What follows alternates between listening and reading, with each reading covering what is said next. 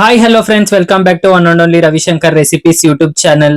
Already ಎಲ್ಲರೂ thumbnail ನೋಡಿರ್ತೀರ. ಇವತ್ತೇನಪ್ಪ recipe ಅಂದ್ರೆ ನಾನು ಇಲ್ಲಿ ಚಿಕನ್ ಗ್ರೇವಿ ಮಾಡ್ತಾ ಇದ್ದೀನಿ. ಅದು ಬಂದು ಗ್ರೀನ್ ಚಾಪ್ಸ್.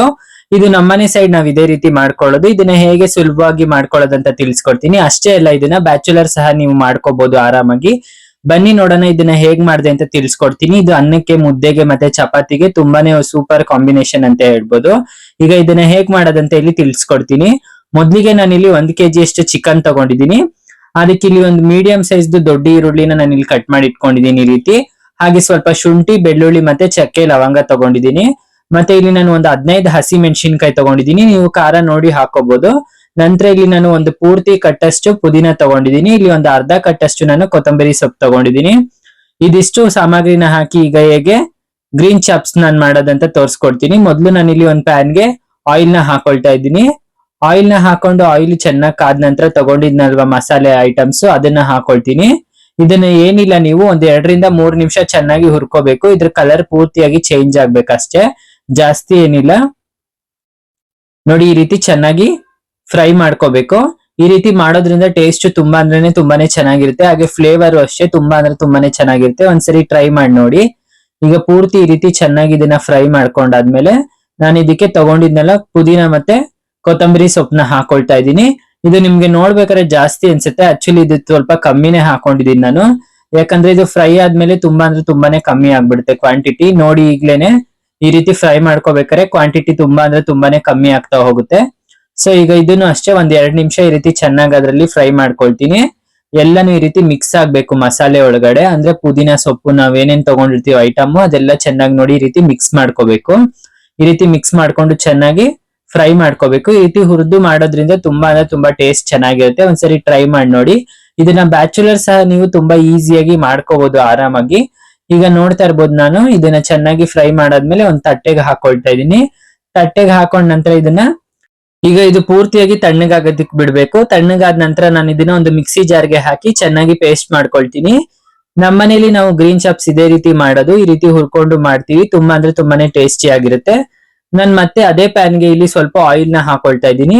ಆಯಿಲ್ ನ ಹಾಕೊಂಡು ಆಯಿಲ್ ಕಾದ ನಂತರ ನಾನು ಇದಕ್ಕೆ ಸ್ವಲ್ಪ ಆನಿಯನ್ ಹಾಕೊಳ್ತೀನಿ.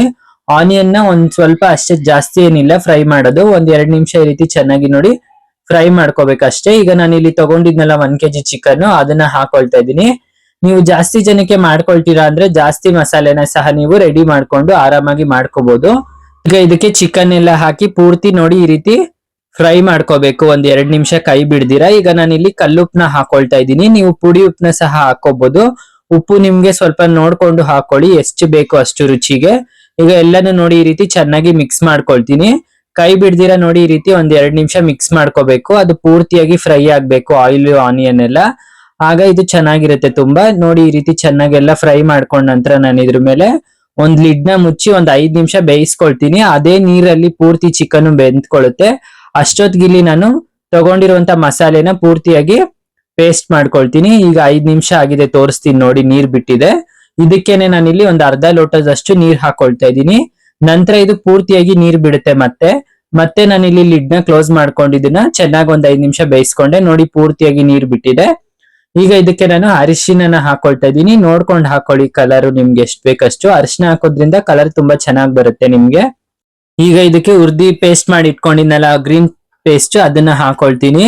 ಅದನ್ನ ಹಾಕೊಂಡು ಚೆನ್ನಾಗಿ ಮಿಕ್ಸ್ ಮಾಡ್ಕೋಬೇಕು. ಇದಕ್ಕೆ ನಾನು ಸ್ವಲ್ಪ ನೀರ್ ಹಾಕೊಂಡು ಅದ್ರಲ್ಲಿರುವಂತ ಎಲ್ಲಾ ಮಸಾಲೆನು ನಾನು ಪೂರ್ತಿಯಾಗಿ ಹಾಕೊಳ್ತಾ ಇದ್ದೀನಿ. ನಿಮ್ಗೆ ಪೂರ್ತಿ ಗಟ್ಟಿಯಾಗಿ ಬೇಕು ಅಂದ್ರೆ ನೀವು ನೀರ್ನ ಕಮ್ಮಿ ಮಾಡ್ಕೋಬಹುದು.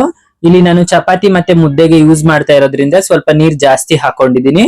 ನೀವು ಕಮ್ಮಿ ಹಾಕೋಬಹುದು. ನಂತರ ನಾನು ಇದ್ರ ಮೇಲೆ ಒಂದು ಲಿಡ್ ನ ಮುಚ್ಚಿ ಚೆನ್ನಾಗಿ ಒಂದು 10 ರಿಂದ 15 ನಿಮಿಷ ಚಿಕನ್ ನ ಬೇಯಿಸ್ಕೊಳ್ತೀನಿ.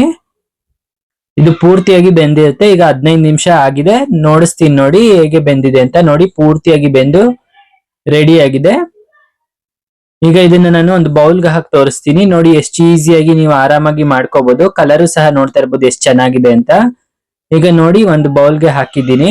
ಫ್ರೆಂಡ್ಸ್, ಇವತ್ತಿನ ಈ ಒಂದು ರೆಸಿಪಿ ನಿಮ್ಗೆ ಇಷ್ಟ ಆಗಿದ್ರೆ ದಯವಿಟ್ಟು ನನ್ನ ಒಂದು ಯೂಟ್ಯೂಬ್ ಚಾನಲ್ ನ ಸಬ್ಸ್ಕ್ರೈಬ್ ಮಾಡಿ, ಲೈಕ್ ಮಾಡಿ, ಶೇರ್ ಮಾಡಿ, ಹಾಗೆ ಕಮೆಂಟ್ ಮಾಡಿ. ಮತ್ತೆ ನಿಮ್ಮ ಸಪೋರ್ಟ್ ಹೀಗೆ ಇರ್ಲಿ ಅಂತ ಕೇಳ್ತಾ ಮತ್ತಷ್ಟು ವಿಡಿಯೋ ಒಂದಿಗೆ ನಿಮ್ಮ ಮುಂದೆ ಬರ್ತೀನಿ. ಅಲ್ಲಿವರೆಗೂ ಎಲ್ಲರಿಗೂ ಧನ್ಯವಾದಗಳು. Thank you.